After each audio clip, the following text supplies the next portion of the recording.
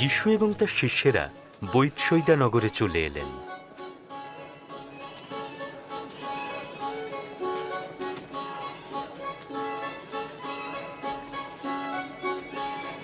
জনতা খবর পেয়ে তাকে অনুসরণ করতে লাগল।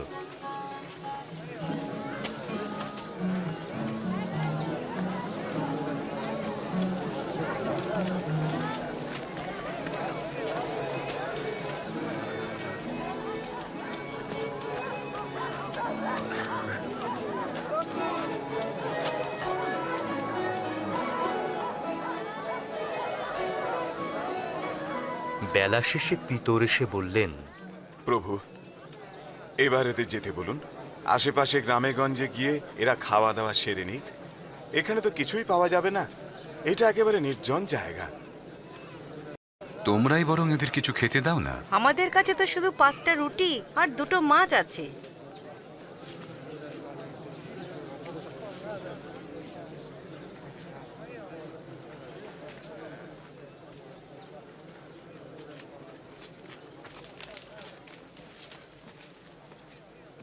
ধন্য তুমি হে ঈশ্বর, স্বর্গের প্রভু।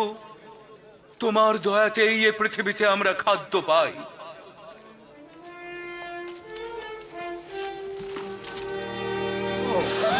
কি অলৌকিক কাণ্ড! এ তো অবিশ্বাস্য।